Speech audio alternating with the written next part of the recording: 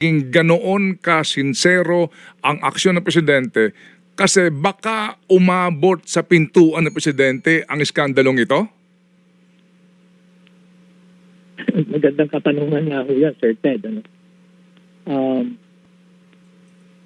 Ako personally, nakita ko sa Ilocos Norte. I know that the President is not aware of what really happened.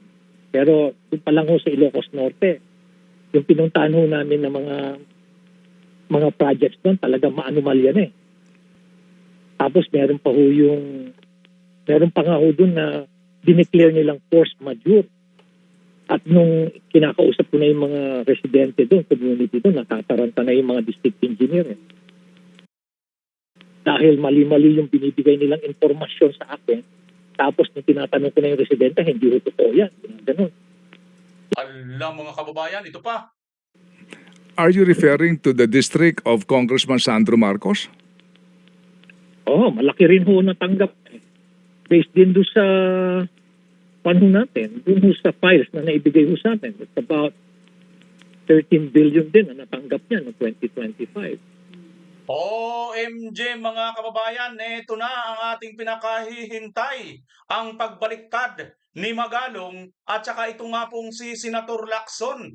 Grabe mga kababayan, para sa akin wag na po natin tawagin pagbaliktad, kundi ito po yung pagkakalagay lang nila sa tama.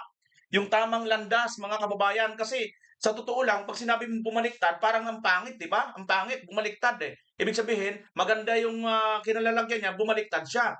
Hindi eh. Para sa akin mga kababayan, sila ngayon sila mukhang hindi maganda ang kanilang kinalalagyan.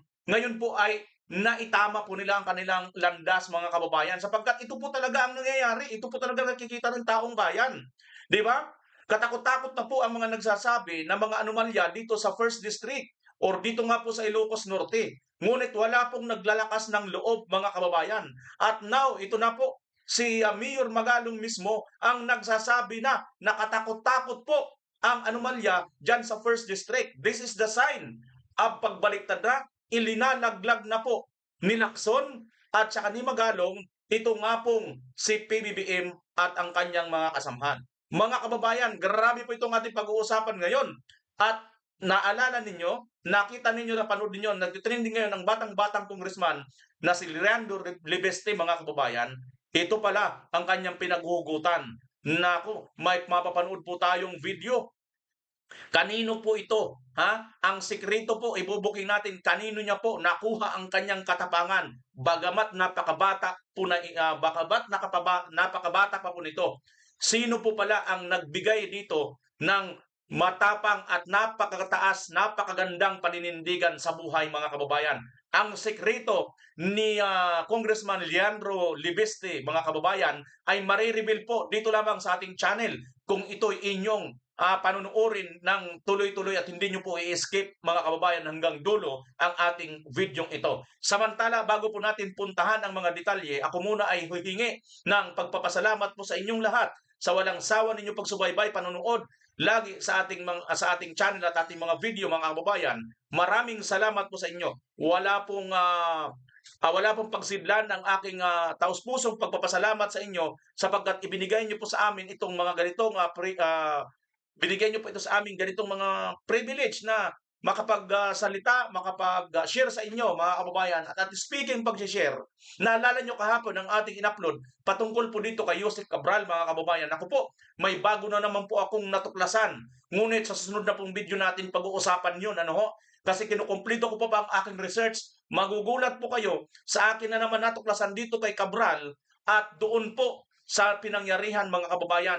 Naku, may mga bagong naglabasan po na mga video mga kababayan, kaya pagka na-upload ko po yun, abangan po ninyo. Sana wag po ninyong palagpasin lahat ng aking mga upload. Kaya paki-bill all po ang ating channel. Pakipindot po yung bill all. Maraming salamat kabayan Tuloy na po tayo sa atin pong pag-uusapan mga kababayan. Ito na po Ito pong si Libeste mga kababayan, bago natin puntahan itong si Mayor Magalong at pati si Anticler mga kababayan, ako magugulat kayo. Hindi ko alam kung nilaglag niya sa PBBM dito o bumaliktad na siya o kung ano man. Basta panoorin niyo po yan mga kababayan mamaya. May papakita po ako sa inyo. Ito na po.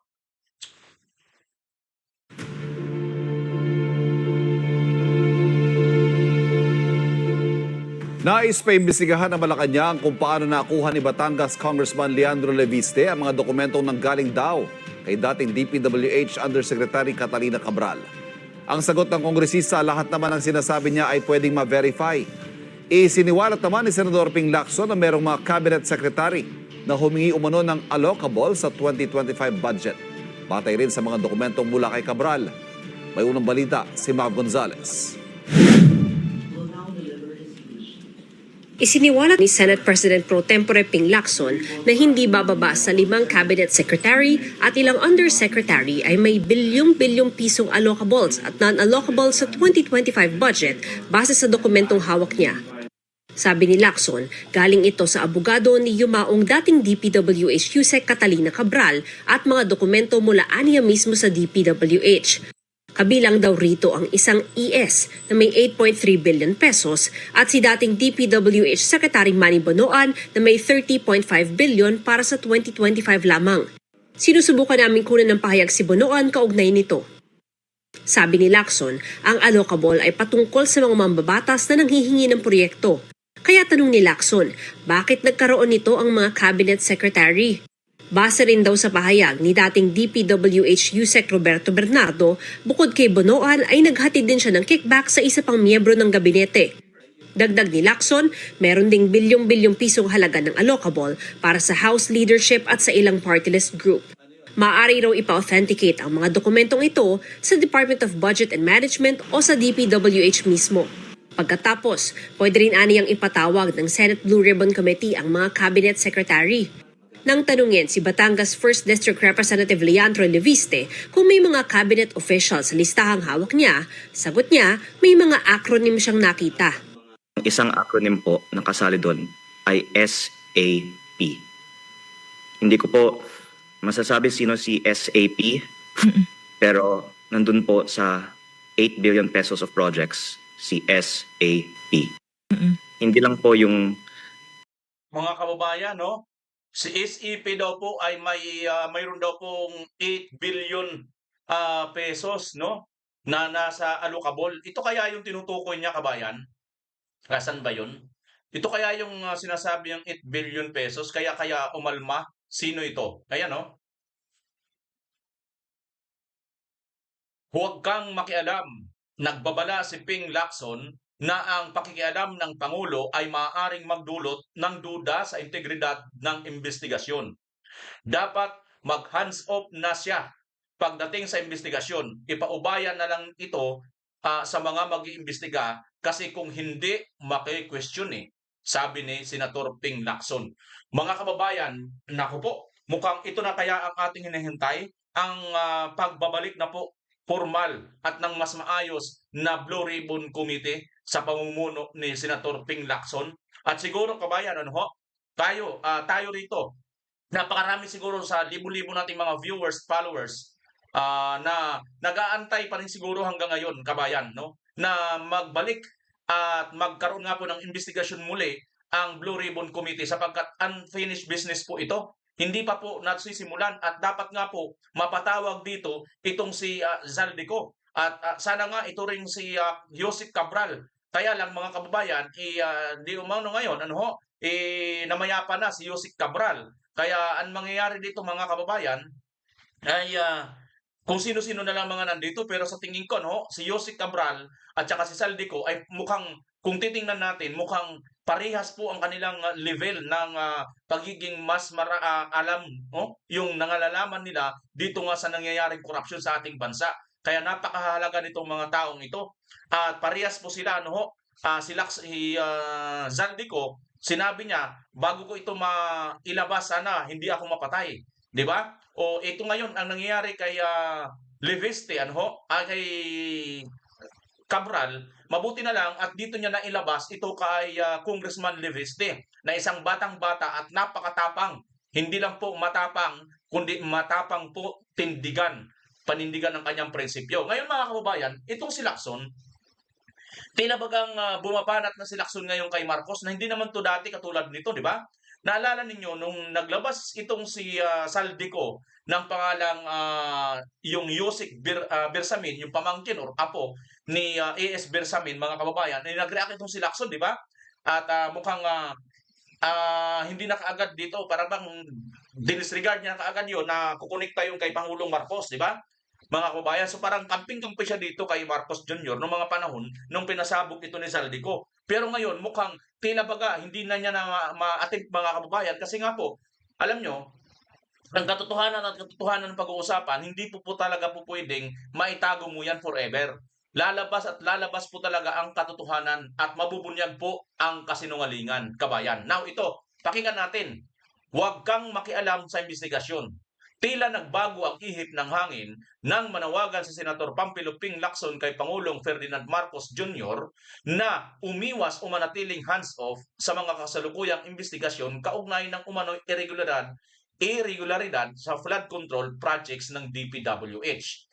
Sa isang panayam sa radyo, sinabi ni Lacson na bagamat natural umanong may personal o politikal na ugnayan ng isang pangulo, hindi ito dapat maging hadlang sa pananagutan kapag may malinaw na kasalanan laban sa taong bayan.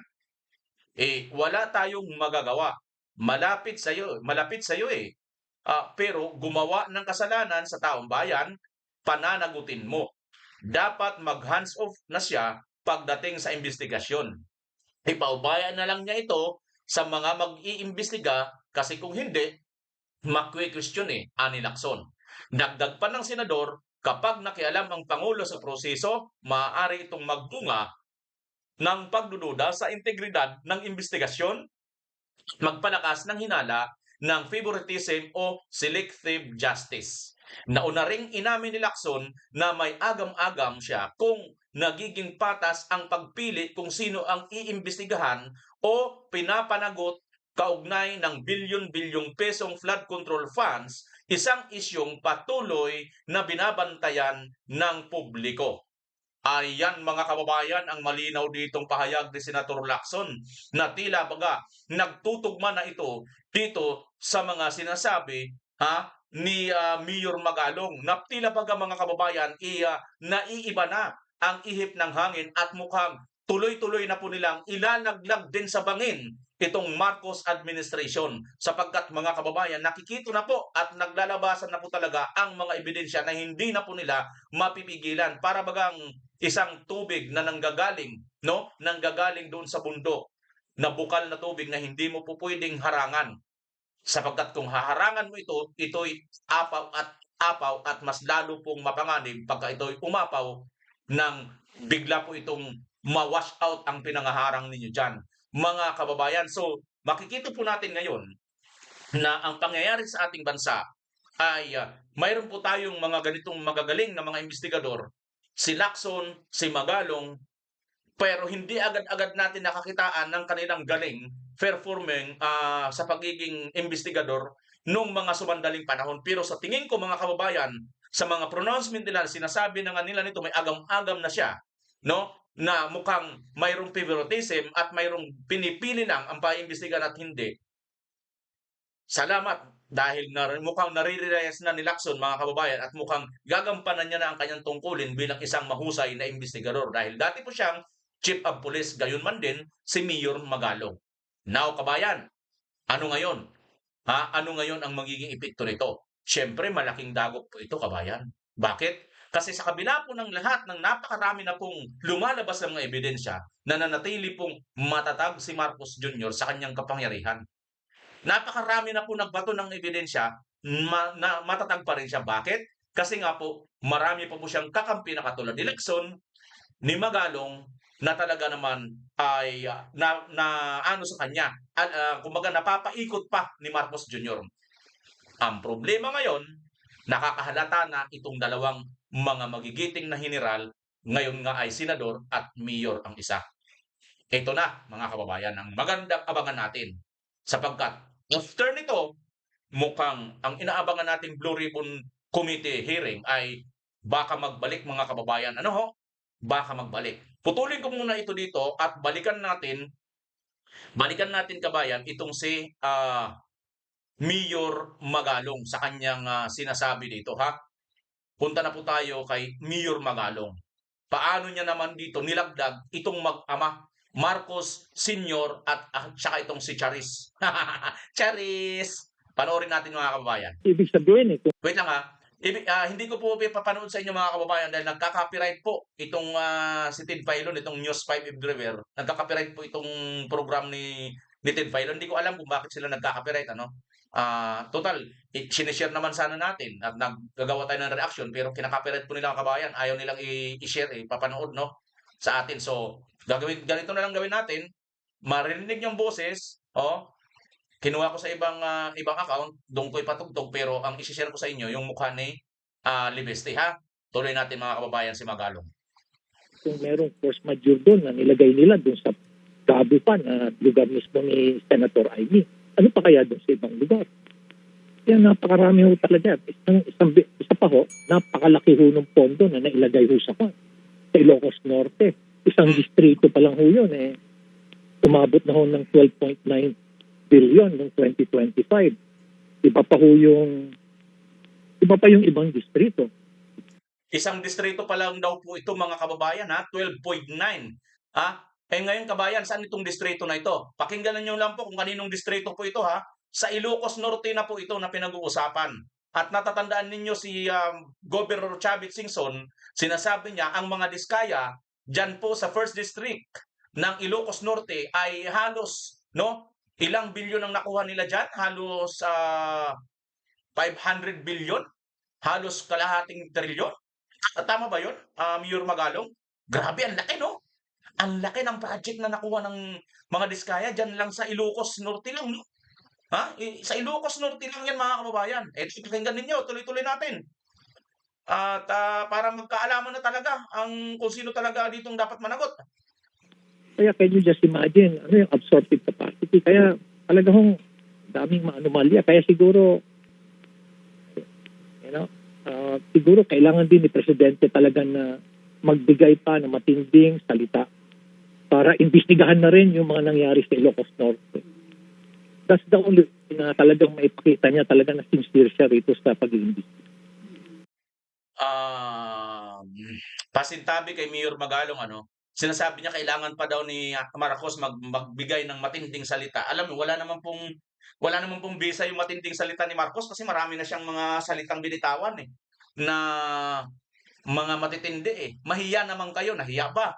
Hindi nga nahiya 'Di ba? Pinagpatuloy pa rin ang budget ngayon at mayroon pa rin ngayon mga nagnanakaw diyan ngayon sa budget ng 2026. So hindi nahiya. So Mayor Magalong, wala na 'yan. Hindi na magandang pakinggan yung sasabihin po naglabay siya ng matinding salita. Ano pa bang hindi matindi doon? Di ba mahiya naman kayo? Ibig sabihin, walang hiya itong mga sinabihan niya. Sino bang mga nasa harapan niya doon, Mayor Magalong? Di ba karamihan doon mga congressman? Which is nagkatotoo nga.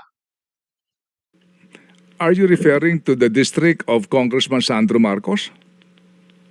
Malaki rin ho natanggap. Based din doon sa natin, doon sa files na naibigay ho sa atin. It's about 13 billion din na natanggap niya noong 2025. 13 billion po ang natanggap ni Chares, mga kababayan, nito lang pong 2025.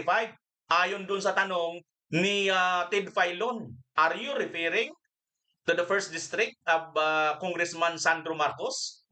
Sabi ni Mayor Magalong, malaki rin po ang natanggap niya, 13 billion alone in 2025. So ito yun mga kababayan, itong 2025 pa ngayon, December pa lang, wala pang January. Di ba? So talagang nagkakatugma talaga mga kababayan. So ano nang nangyari doon? Pakinggan niyo mga kababayan kung ano nang nangyari doon kay Charis. Tapos iba rin ho yung sa ibang district pa ng Ilocos Norte sa 2nd District. From 2 billion, natanggap nila 7 billion din. So can you just imagine for the entire Ilocos Norte, almost 20 billion for 2025 ang naibigay dyan. At may mga choice na dyan, may mga pinili lang na mga contractor dyan. Saan distrito? Nakita ko yun Saan pong distrito may mga ghost projects po sa Ilocos Norte so far Ay, hindi during ko your na ho time? Sir Ted, hindi ko na po masabi. Ano? Nung nagpunta ho kami doon, wala ho kami nakitang ghost project. Mhm. Pero maanomalya ho, substandard, meron ho. At yung dineclare ho nilang force majeure na project ho doon sa Gabu, ayun ho, sana ho talaga matindi ang pag-iimbestiga na gagawin ho doon. Opo, opo. Yun, mga kababayan, maliwanag dito sinasabi ni Mayor Magalong, nilinaw niya, wala daw pong ghost project, pero yung maanomalya, naku po, yun po ang lumabas sa kanilang Kaya pala mga kababayan, nagsasaya sila noon na sinasabi nila sa balita, wala daw nakitang ghost project. Oo, wala nga.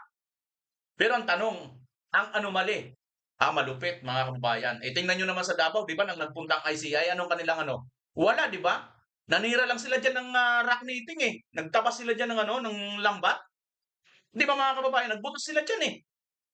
Pero wala silang nakita na anomaly. So, tingnan nyo mga kababayan ng news noon, di ba? Ganyan nila pinakita ang news noon. Tungkol sa Davao at saka sa Ilocos, yung pala, ito ang nakita nila Mayor Magalong. Madami pala dito ang mga anomalya, Pakinggan nyo uli ha. Oo, siguro wala ngang ghost kasi baka hindi pinakita, baka hindi nakita kasi ghost, di ba? Paano mo makikita nga kung ghost? Tama, hindi. So baka hindi yun nakita, mga kababayan, kasi ghost. Baka yun ang ibig sabihin ni Mayor Magalong. Hindi natin alam, di ba? Ikaw ba nakakita ka na ng ghost? Di ba hindi? Hindi wala pa? Declare ho nilang force majeure na project ho doon sa Gabu, ayun ho, sana ho talaga matindi ang pag-iimbestiga na gagawin ho doon. Opo, opo. Kasi ho, ang talaga yun, anomalya ho talaga yun. Mhm. Wala pong ghost project na inyong nadiskubre pero meron ka rin yung substandard at may mga questionable pong proyekto. Kaninong distrito po yun? Ay sa Gabu po eh. So kung Gabu, malamang ho siguro first district po yun ng Ilocos. First district po 'yon ng Ilocos Norte. Sino yung distrito sino yung congressman diyan sa first district ng Ilocos Norte? Comment nyo diyan mga kababayan kung sino ang congressman ng first district ng Ilocos Norte na sinasabi ni Mayor Magalong na malamang maraming anomalyang project. Ay sa Gabu po eh. So kung Gabu, malamang ho siguro first district po yun ng Ilocos Norte. Opo. Yung ICI ho ba gumawa ng report? Kasi hindi pong inaabangan ng iba eh. Yung di ba, bagamat referral po lamang ito for further investigation, gumawa ho ba ng report ang ICI investigators dito po sa mga distrito po sa Ilocos Norte?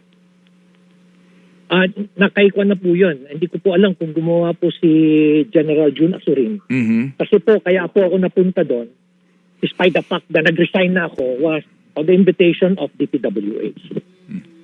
Hindi po ICI. Opo.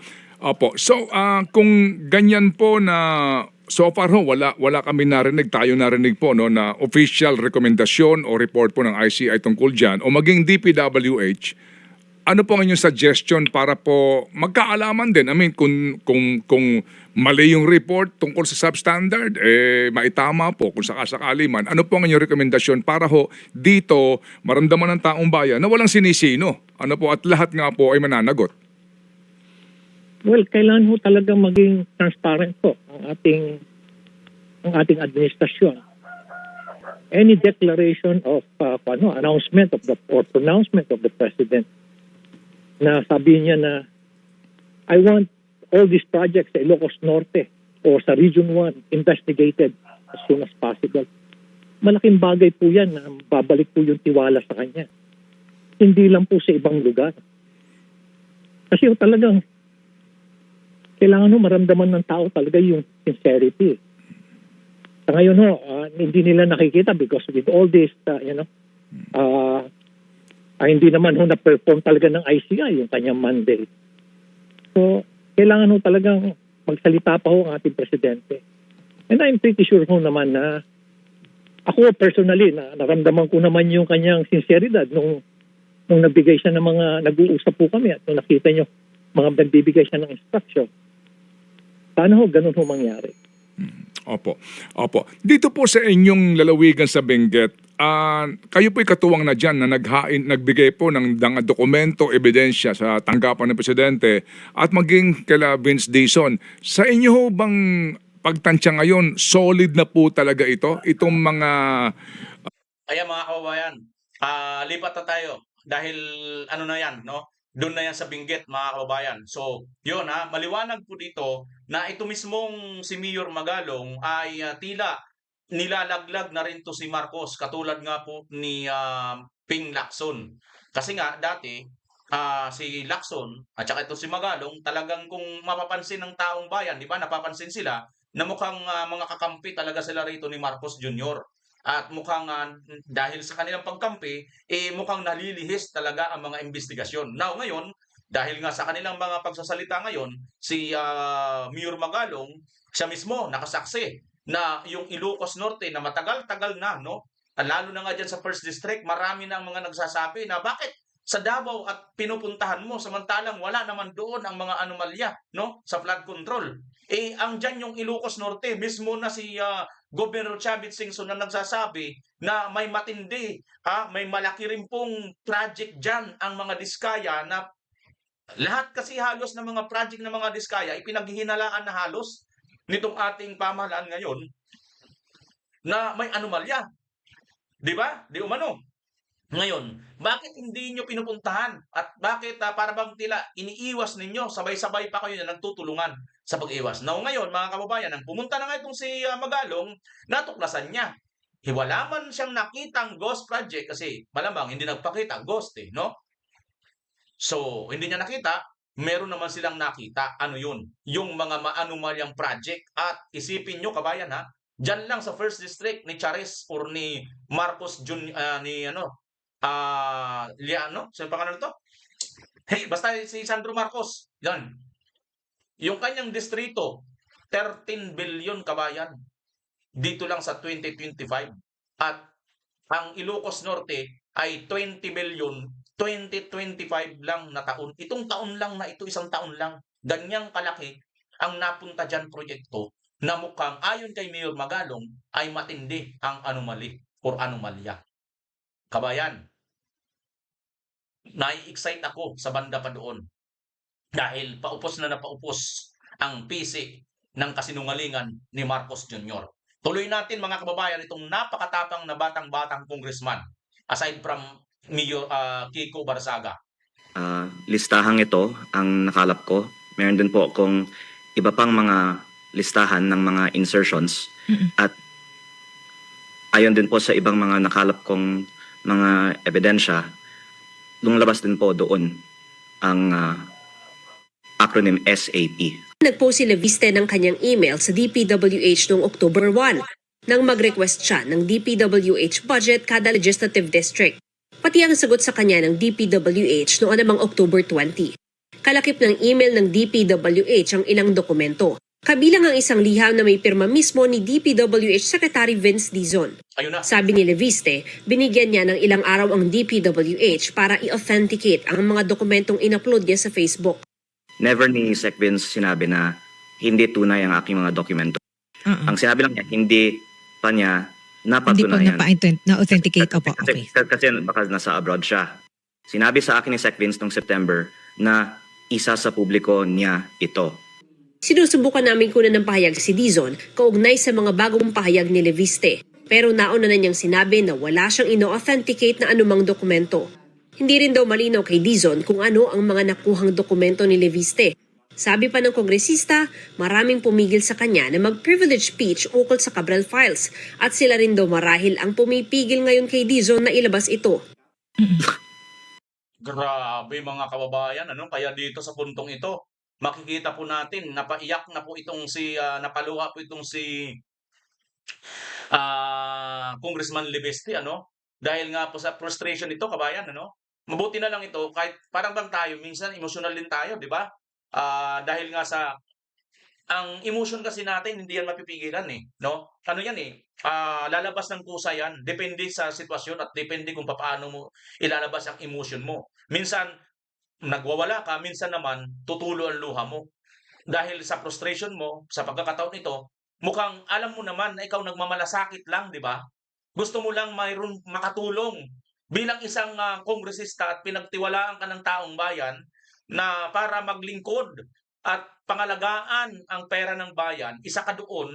So, napoprostrate ka dahil ginagawa mo ang tungkulin mo, ngunit itong mga supposed to be na dapat isa rin sa mga pangalaga ng pera ng bayan, sila ngayon yung nagkakaisa upang pigilan ka na isiwalat kung sino man ang mga ginagawang kalukuhan. Nakaka-frustrate po yan mga kababayan. Kaya dito, hindi mapigilan ni Congressman Libeste na mapaluha mga kababayan, mapaiyak. Pero go lang bata dahil mamaya mga kababayan, mapapanood po ninyong sikreto nito. Saan ba ito humuhugot ng tapang despite na napakabata pa nito? Lahat ng mga tao na nakapakalat dito, Mm-mm. ayaw nilang lumabas ang mga pakalat ka. Mm-mm. At sila rin po ay mga kaibigan ng aking ina. Pero, Mm-mm. gusto ko silang public malaman kung saan nagastos yung 3.5 trillion pesos sa DPWH. Mm-mm. At nakakalungkot din na imbes na ilabas, mukhang pinagtatakpan pa.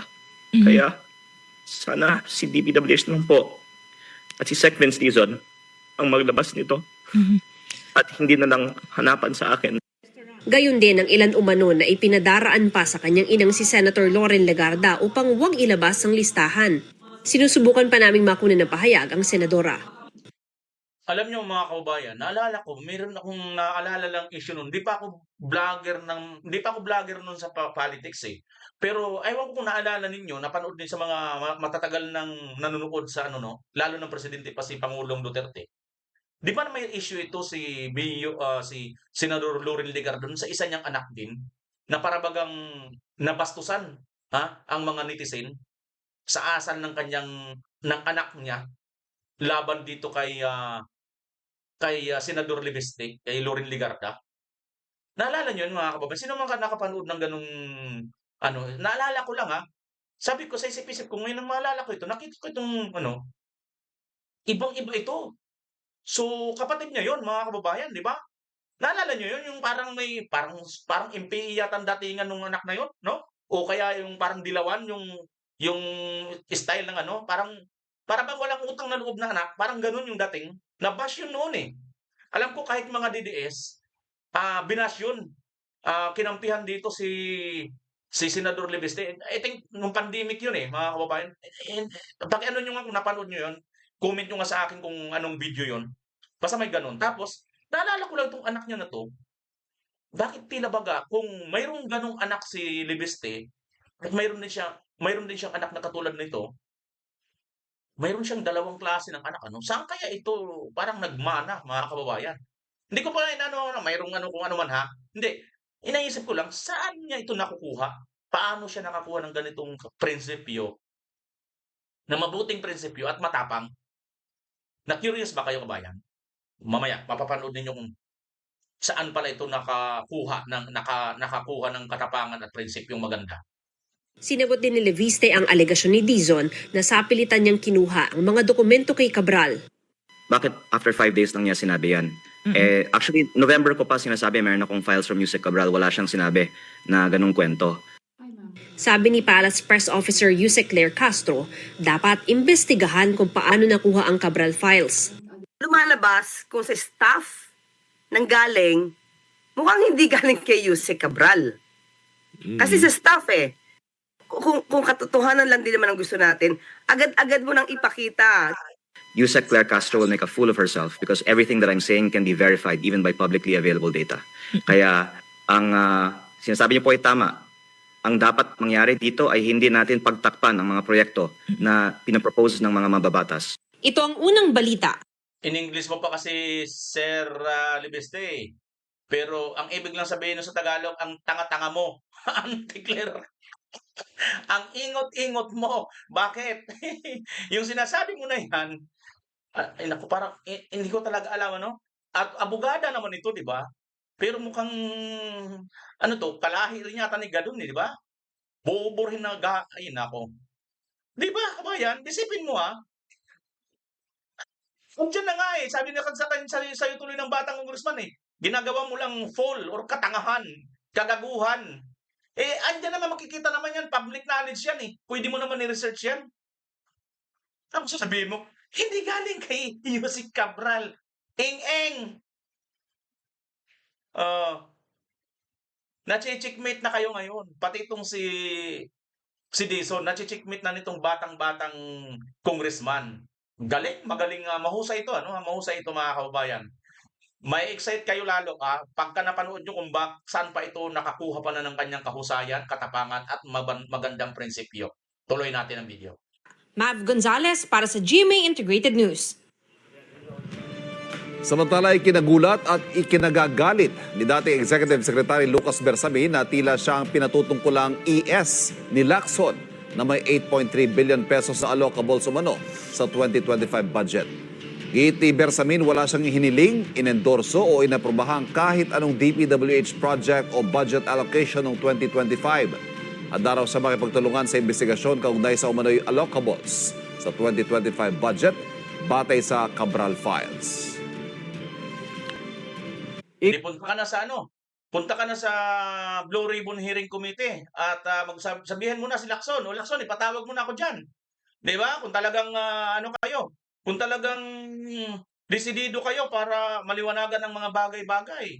Kung hindi lang kayo mima-mima lang, baka naman, kung kunwari lang kayo na nagsasalita na, kaya kong sumagot, haharapin ko yan. Sige, punta ka sa Blue Ribbon. At Lacson, kung talagang desidido ka rin, Lacson, na magkaroon pa talaga ng magandang hustisya na nangyayari ngayon sa flood control or sa corruption, buksan mo nang muli ang Blue Ribbon Committee. Kasi alam ko, bagamat marami pong dismayado nung nakaraan sa ginawang pagdinig nitong Blue Ribbon Committee, patungkol nga po dito sa flood control na nangyayari sa ating bansa or corruption na ito, sa tingin ko ngayon, Lacson, sa bagong mong pananalita, mukhang maraming muli ang magkaka-interes. Dati kasi ako, kabayan, parang nawalan na rin ako ng gana eh. Actually, nung nagbo-Blue Ribbon Committee, parang bumiyahe ako noon. Tapos pasilip-silip na lang ako sa cellphone, di ba? Tinitingnan-tingnan ko na lang kung ano na ba yung update doon. Kasi nakita ko, mga kababayan, lalo nang lumabas ang video ni Zaldico, na sila eh. Alam niyo, bumaba yung timpla ng ng usapan nila, parang bumait lahat eh. Walang masyadong matatapang na senador na bumabakbak na magtanong, masalita, tulad dati na may mga ba? Parang naging na lang eh, malumanay na yung dating ng investigasyon. Pero ngayon, Lacson, dahil nakita namin, ito naman ngayon, mukhang lumalagay ka na sa dapat mong kalagyan. Ano ibig sabihin? Lumagay ka doon sa pagiging senador mo. Investigador. Dapat pangalagaan mo yung kapakanan ng taong bayan. At ngayon, dahil nga sa pumupurma ka ng bumalik doon sa tamang landas, alam ko ang taong bayan, hindi magdadalawang isip suportahan muli ang Blue Ribbon Committee hearing na iyong pinapangunahan. Kahit pawala dyan ang mga Duterte, kahit pawala dyan si Senator Marcolita, ibig sabihin, hindi siya yung chairman, pero nandyan pa rin sila. May magtanong lang dyan na matitino katulad ng Senator Marcolita, ayos na ang buto-buto, kabayan, wala na tayong problema dyan. Kasi makikita at lalabas talaga, kahit kayo pang chairman dyan, kahit isama mo pa si Bindalo Tulpo, walang problema yan. Kahit isama mo pa si Boying Rimulya, walang problema yan. Basta nandyan si Senator Marcolita, okay na ako dyan. Di ba, kabayan? Kayo ba? Okay ba sa inyo? Ibalik muli. Magpatawag muli ngayon si Lacson ng Blue Ribbon Committee. Okay? So excited na ba kayong mga kababayan? Kanina ko pa sinasabi sa inyo eh. Saan humiram? Saan nanggaling? Maari, perhaps, nanggaling yan sa kanyang nanay or sa kanyang tatay, di ba? Yung genes nito, si pangalan nito si Libiste, na matapang, maganda ang prinsipyo, may paninindigan, malamang sa tatay at sa nanay niya. Pero, kabayan, saan pa ba maaari makakuha ng ganito prinsipyo ang isang tao? Maaari sa mga mentor. Tama hindi? Maaari doon sa mga nagturo. At ito, magugulat ka, kabayan, sino pala ang isa sa kanyang pinagminturan niya o pinag-udyotehan niya. Panoorin niyo itong video. Nagtuon ko og gamay nga binisaya. Kadtong nakauban ko si Mayor Duterte sa Davao og nagtuon ko og gamay nga binisaya kadtong nakauban ko si Mayor Duterte sa Davao. Ang ibig sabihin mga kababayan, nag-aral po siya ng kunting Bisaya na salita nung nakasama niya si Mayor Duterte. That time, Mayor pa lang si Duterte daw ng mga panahon na yan. Anong kanyang ginawa? 2013. Tatay Digong, ha? Ang ganda ng smile ni Tatay Digong. Alam nyo kasi mga ganito mga kababayan, alam nyo kasi dito makikita niyo talaga si Tatay Digong, napaka-natural ano. Ay ano yung ano ko na yan, yung video ko diyan sa baba, yung katabi ko si Tatay Digong. Napaka-natural talaga niya as in. Oh, yan nag-uusap kami, katabi kami. Tatay Digong. Kami niya no, in-interview ko si Tatay Digong diyan. Di ko lang pinaparinig sa inyo yung usapan namin kung ano. Wala pong nakarinig niyan. Wala pang nakarinig niyan. Mayroon, pero yung tao lang na dapat makarinig ang nakarinig niyan. Interview ko Tatay Digong. Ah, exclusive yan. Wala pong naka-interview ng ganyan na ganyan. Ako lang. Wala po kayo makikita ng ibang bidyong ganyan. Ha? Tingnan nyo yan. Katulad din nito, BP Inday. Pero ano lang yan, pagbati lang yan. Pero yung Tatay Digong na yan, mga ilang minuto yun, 2 o 3 minuto yata yan, na nag-usap kami ni Tatay Digong, interview ko siya dyan, at mayroon ako mga katanungan at may mga sinasagot siya sa puntong yan, mga kababayan. At saka tingnan nyo naman, para lang kami as in, sipin nyo yan, napaka-humble ni Tatay Digong. Ganito yung tsura, tingnan nyo, 2013 pala ito, mga kababayan, kinikwento ni Libiste. Tuloy natin. Ipinagbilin ako ng aking ina na mag-OJT kay Mayor Duterte. Wow! Nung nagkita kami, niyaya naman ako ni Mayor Duterte na sumakay sa kanyang taxi. Magpatrol daw kami ng Davao at manghuli ng kriminal. Sa buong Pilipinas, wala akong nakilalang leader na may tapang at malasakit katulad ni Mayor Duterte. Kaya naitanong ko, Mayor, you've done so much for Davao. Why haven't you run for national office?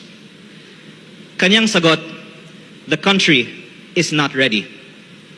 Many events have since transpired, and the rest, as they say, is history. Today, we are so grateful that President Duterte answered the call to run in the 2016 elections to bring change to the Philippines. Nagtuon ko og gamay nga binisaya kadtong nakauban ko si Mayor Duterte sa Davao og 2013. Ipinagbilin ako ng aking ina na mag-OJT kay Mayor Duterte. Nung nagkita kami, niyaya naman ako ni Mayor Duterte na sumakay sa kanyang taxi. Magpatrol daw kami ng Davao at manghuli ng kriminal. Sa buong Pilipinas, wala akong nakilalang leader na may tapang at malasakit katulad ni Mayor Duterte. Kaya naitanong ko, Mayor, you've done so much for Davao. Why haven't you run for national office? Kanyang sagot, the country is not ready. Many events have since transpired, and the rest, as they say, is history.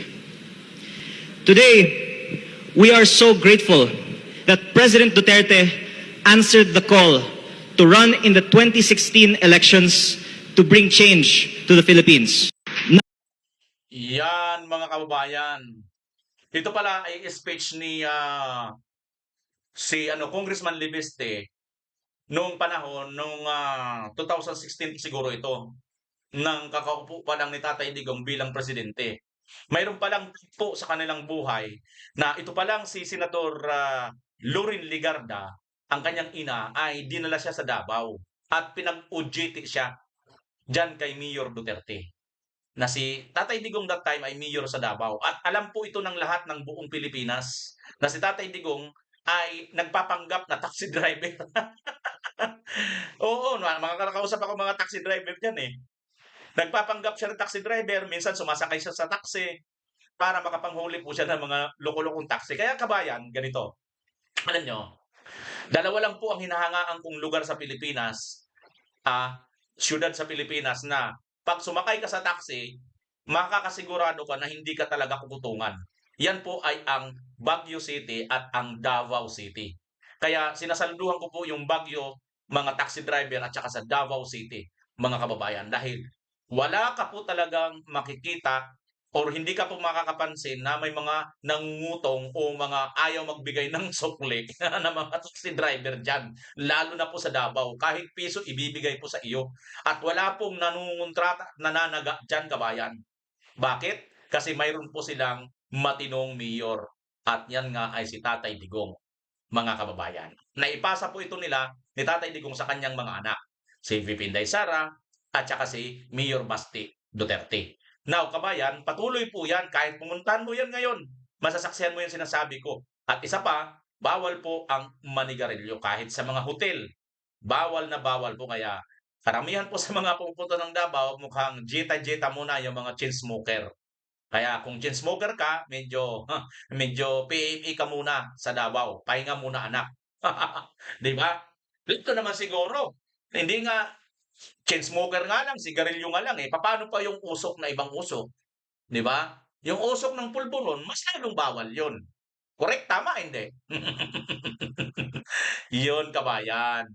So, ngayon, ito pala ang isa sa pinag-dutyhan o dutyhan ni Congressman Libeste, itong si Tatay Digong. Kaya, no wonder, no wonder na itong si Congressman Libeste ay minsan pumasyal ito dyan sa Dolomite. Isinama niya ang kanyang ina.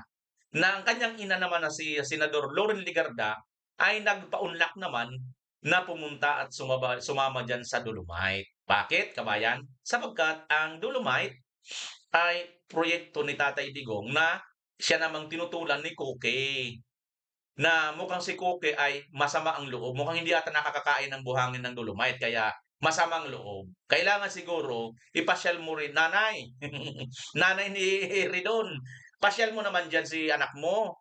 Oo, sa Dolomite. Baka medyo maliwanagan naman. Kasi maliwanag po dyan sa Dolomite. Ganda po, di ba? Ngayon, mga kababayan, ito pala ang dahilan kung bakit napakatapang at napakaganda ng prinsipyo ng batang Libeste na ito. Kaya good job sa iyo, Congressman Libeste. Tuloy-tuloy mo lang yan, bata ka pa, no? At sana wag kang madala sa tukso kung ano man ang mga tukso na yan. Makuntinto ka kung ano ang mayroon ka. Sapagkat ngayon pa lang, maganda na ang future mo. Maganda na ang tinatakbo ng karir mo sa pamamagitan ng magandang prinsipyo mo. Dadaling ka niyan kung saan man ang dapat mong puntahan. Batang Congressman Libeste. Nakaka-proud na may mga ganito pa rin tayo despite na talaga naman, no? Kurap dito, kurap doon, mga kababayan, no? Speaking of kurap dito, kurap doon, ito, tingnan nyo nga ito, mga kababayan. Mayroon kasi ditong nagaganap ngayon, mga kababayan, sa Congress, no? Tingnan nyo nga kung anong inyo masasabi dito. Ito po. Ayan, mga kababayan. Ayan, tunog niyan. Ano ang kanilang ginagawa, kabayan? Panoorin nyo na lang. Gone too soon, sabi. Full attendance House Quadcom chairperson. So, ayan, no? Ayan sila,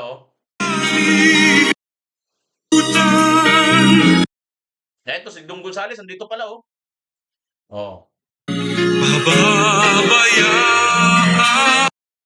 Ayan, si Corap Paduano. Ayan si Fernandez, di ba? Sila ito yung mga Quadcom, di ba? Ayun, si Pastor Dila, Sila ito, mga kababayan. Siguro ito si Akop ito, no? Magbasa nga tayo ng comment dito. Sabi naman ni AJ Hugalbo, Yawa, kalamid na uban, mga hinampak. Sabi dito. Next, sabi ni Lourdes, mga magnanakaw yung nakapila, sabi ni Diana Las Balantak. Di sila nahihiya, no? Sabi naman ng isang nag-comment. Alam nyo, mga kababayan, ang mga comment, no? Inuulan sila dito ng mga, alam nyo, may ano na nga may namatay na nga, pero yung mga comment at ang mga react ay makikita nyo, makikita nyo talaga ang mga comment at mga react na hindi po like lahat, hindi po umiiyak lahat. Marami po ang mga tumatawa. So, nakapagtataka bakit po instead na magluksa, marami po ang pinagtatawanan, no, mga kababayan. So, kayo na po ang humusga kung bakit anong dahilan, mga kababayan. So, itong si Libiste, ito, napakabata pa pero napakaganda na po ng kanyang prinsipyo. Kaya nga si Tatay Digong, kahit saan nila dinala, ano man kanilang ginagawa diyan ngayon, patuloy pa rin na sinusuportahan ng taong bayan. Bagamat katakot-takot na ang paninira na ginagawa nila kay Tatay Digong, 'di ba? At speaking of suporta, mga kababayan, ito ang malupit, no? Ito ang matindi sapagkat sa kabila ng matinding pangbabagsak sa mga Duterte ay ito po ang nangyayari. Tingnan niyo ito, mga kababayan, no? Trust rating ni Vice President Sara Duterte plus 31. Ayan, ang taas, no? Ito na po, mga kababayan, panoorin natin ito. Well, kasi yung survey, di ba, yung time that the survey was conducted, yun yung time na kakadivulge lang ni Zaldico ng yung mga mali-maletang mga pera, yung kanyang parang teleserye ng mga videos, yun. Tapos, yun din yung week before the rally, no? The second rally, yung November 30. So, understandable na ganun kababa. Pero talagang worrisome, no? Yung ganon, no? For a president that's facing a lot of challenges, no? And si VP Sara kasi pag nakikita mo, solid talaga yung support sa kanya ng Mindanao at saka yung chunks of the Visayas, no? Sa akin, pwede kasing makita to bilang yung ethno-linguistic support, yung mga may affiliation talaga sa kanya yung taga Mindanao at saka yung mga Bisaya. Oh. So bakit ganun ang nangyari? Kasi ina-expect natin na kapag pinakita na very visible si Presidente pagdating dito sa investigation, of course, the administration is hoping to improve the numbers. Pero ang nangyari, linawin ko lang po, mali kasi yung nabasa na numero kanina sa SWS. Bumaba ng 3% yung trust ratings ni PBBM. Habang nag-improve naman ng 31% yung trust ratings ni VP Sara. Kinokorek ko lang po, mali po kasi yung nabasa ko kanina na numbers. So, bakit ganon? Gaano kalaki po yung epekto ng sunod-sunod na video message ni PBBM showing na hands-on siya, very hands-on dun sa probe? Yeah, very hands-on, but people are probably thinking that the buck stops at the president. And at the end of the day, meron siyang pananagutan, no, sa taong bayan. Bakit nangyari yon? And syempre, may mga kamag-anak, may mga malapit sa presidente na involve at yung mga videos ni Zaldico tila parang papunta na sa kanya talaga yung mga sinasabing accusations, di ba? Meanwhile, yung kay VP Sara naman na downplay, parang na downplay yung confidential funds, yung diskurso, yung media attention because of yung flood control corruption scandal. Kaya that can probably explain yung sa kanya, no, yung dagdag. Yun, kabayan. Ang laki, no? 31% yung lamang ni BP Inday, no? Plus And at the end of the 31% Video message ni PBBM ratings ni VP. Linawin ko lang po, mali kasi Marcos minus 3. Si Vice President plus 31. Ang layo, di ba, mga kababayan? Oo, negative na negative, no? Sana ganitong resulta ni PBBM pagka nagpa-hair follicle pulburon test. Maging minus 3 negative. Kaya lang baka maging plus 1,000% positive nito. Sa tingin nyo, kabayan, anong magiging resulta ni Marcos Jr. pagka nagpa-live hair follicle drug test na ito? Hulaan nyo, magiging times 100% negative ba siya? Or 1,000% positive? Kayo, kabayan, hula nyo lang, ha? Kasi takot na takot siya, di ba? Di ba nga dapat sana para naman magkaroon naman siya ng positive na record kasi lagi na lang siyang negative, eh. Di ba? So, di ba pagmamalasakit lang din naman natin 'yan, tama hindi? Kasi lagi na lang nagkakasawa na, negative na lang siya ng negative lagi, eh. 'Di bigyan naman natin siya ng positive, 'di ba? Ano mga kababayan, ano sa tingin ninyo? Maganda ba bigyan natin siya ng positive na rating na may inis na naman dito yung mga yung mga ingot-ingot na mga tangalista. Oo. Comment niyo rin kung anong gusto ninyo. Parati na lang negative? Positive naman. Carefully kill drug test para mag-positive nga. O kung mag-negative, di okay lang, di ba? At least nakinabang ang taong bayan. Ha? Totoo, malinis ang ating namumuno sa atin, hindi adik. Kasi ayon kay Senator Amy, adik kanyang kapatid eh. Di ba? O, ito pa isa kabayan, hindi man to adik, pero ewan ko kung ano masasabi ninyo rito kabayan. Tuwan-tuwa pa siya, panoorin ninyo. Magandang araw, Malacanang Press Corps. Davao City Coastal Bypass Road, Oy. bukas na sa publiko. Wow. Magandang balita po sa ating mga kababayan sa Davao. Correct. Bukas na po ang pampublikong trapiko, ang Davao City Coastal Bypass Road, Segment B, simula kaninang alas 6 ng umaga. Ito'y matapos ipag-utos ni Pangulong Ferdinand R. Marcos Jr. na tiyakin ang kaligtasan ng mga motoristang gagamit ng nasabing bypass road.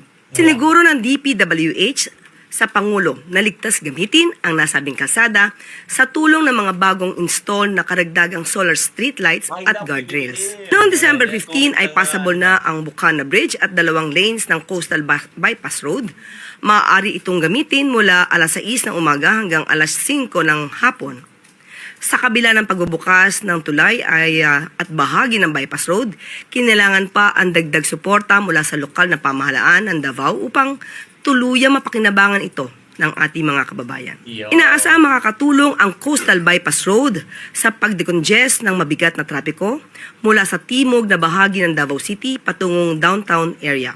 Ang dating 1 oras o mas mahabang biyahe ay maaaring abutin na lamang ng 20 to 25 minutes ayon sa estima ng DPWH. Talaga namang magandang balita ito sa mga kababayan nating abala sa paghahanda sa darating na pagdiriwang ng Pasko.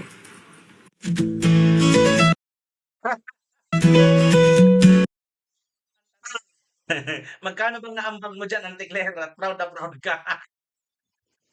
Mabuti na lang mga kababayan at medyo may acknowledge na rin ng konti. Ang mayroon daw Pilipinas yung local government ng Davao. Ayun, ang ganda-ganda mga kababayan kaya lang naman po nagkaroon ng magandang project na yan dahil po sa mga Duterte.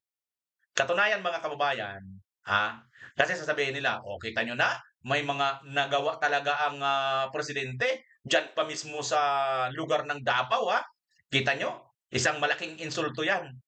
Pero sandali lang. Sandali lang sandali lang. Kung talagang nagmamalasakit si Marcos Jr., hindi lang sana Davao ang may ganyang maganda. Correct, hindi? At ang una sa dapat maganda rin, ay ang Ilocos Norte. Now, mga taga Ilocos, kumusta naman kayo dyan? Sabi pa dito na nag-comment itong Noel Ed. Sabi niya, mga DDS, pwede rin kayong gumamit sa tulay naming Pro BBM, papayagan kayo namin. Tanga. Kita mo naman mga tangang mga kain-tain ng mga prinsipyo ng supporter ni Bangag, Palibasa kasi Bangag ang sinusuportahan. Bangag na rin ang kanilang pag-iisip. China po ang nagpagawa niyan. Kunti lang po siguro kung mayroon man ambag ang ating government. Pera po ng China yan. Na kung makabanat kayo sa China, puro China yan, puro China yan. Ngayon, dahil may magandang binigay sa atin ng China, katulad niyang sa may Binondo, di ba? Binondo Intramuros Bridge. Dahil po sa pagkikipagkaibigan ni Pangulong Duterte sa China, mayroon po silang naibigay na China Binondo Bridge na China Intramuros Binondo Bridge na friendship, At yan po ay wala pong ginastos ang ating pamahalaan. Ganyan po, dapat. Kung pwede naman po tayo makipagkaibigan sa lahat ng bansa, kung pwede pa tayo makinabang, hindi na nga tayo nakikinabang, tayo pa ang mapapahamak. 'Di ba? Sa nangyayari mga kababayan ngayon sa sa pagsuporta ni BBM diyan sa mga EDCA na yan. Yan mga kababayan. So, sa totoo lang, lugi tayo diyan. Kasi Hindi naman tayo binibigyan ng mga ganyan na mga infrastructure ng Amerika eh. Anong binibigay sa atin? Mga paltik, mga second-hand na mga armas. Binebenta pa. Lugi tayo dahil tayo mas malaki ang kanilang pakinabang sa atin. Tayo maliit ang ating nakukuha. Katunayan nga, 1% lang binibigay na tungkol sa tariff ng tax natin. Ayan kabayan. Kaya ano masasabi ninyo rito na mukhang pinagmamalaki ni Marcos Jr. itong project na gawa ng China, funded ng China na nasa Davao. At ito naman kanya mga loyalista ay tuwan-tuwa naman, ang nakuha pa ba naman sabihin na ang mga DDS daw ay pwede naman din dumaan dyan sa lugar na yan. Ang tatanga! Ang gagaling ng inyong mga katangahan. Ano ho? Kabayan, ano ho? Bago tayo magtapos, abangan ninyo yung susunod yung isa kong video na i-upload dahil napakaganda po ng ating research o na-research. Mayroon pong panibagong mga video na makikita po nit naglabasan patungkol po dito kung ano po talaga ang tunay na nangyari dito kay Cabral. Nakakagulat po mga kababayan dahil may mga bagong development patungkol po dito. Kayo ba, kabayan, sa mga nakapanood na kahapon ng ating video kay Cabral, naniniwala ba kayo na si Cabral ay hindi papatay? Kung naniniwala kayo, comment nyo dyan at sabihin nyo kung bakit kayo naniniwala. Kung hindi naman kayo naniniwala, i-comment nyo rin dyan, sabihin nyo rin kung bakit. Para mayroon po tayong pag-usapan at magkaroon po tayo ng sharing na ho. At kung mayroon po kayong kayuan, mga taga Baguio, alam ko marami po mga viewers na taga dyan sa Baguio, sa Ifugao, no? Matago-tago tako am in sa mga kababayan nating mga Ibaloy at Igorot dyan sa Baguio City. Marami dyan sila Ate Nili, Suilio Sisters, no? Marami po ang mga kaibigan natin dyan sa Baguio. Kaya maraming salamat po sa inyong walang sawa magsuporta. Kung mayroon po kayong napansin, no, na makakatulong po dito sa nangyari kay Cabral, kasi nga po mga kababayan, ito pong si Cabral ay napaka-importante po ito. Isa po ito sa maaaring katulad niya kay Zaldico ang sitwasyon. Kabayan, kung gusto mo makatulong, huwag kang mahiya. I-comment mo dyan sa baba, ilagay mo yung link at titingnan natin, pag-aaralan natin, isama po natin sa ating mga research. Dahil mayroon na po akong na-research, panibagong research, kahapon po ang inyo napanood. Salamat po malaki-laki na rin ang views nun. Umabot ng 30,000 mahigit ang views yata nun, 31, 32. Maraming salamat sa mga nanonood at mayroon pa ako, nagsisikap po tayo na mag-research para po sa inyong lahat, mga kababayan. Okay? So ito lang po ang maaari kong maitulong sa inyo, yung tulungan po kayo para po mas marami pa po tayong matutunan or malamang mga impormasyon na hindi po ito basta ibinibigay ng mga mainstream media. Maraming salamat. Siyempre pa, as always, Pilipinas. Magkita-kita tayo ulit. Bye-bye!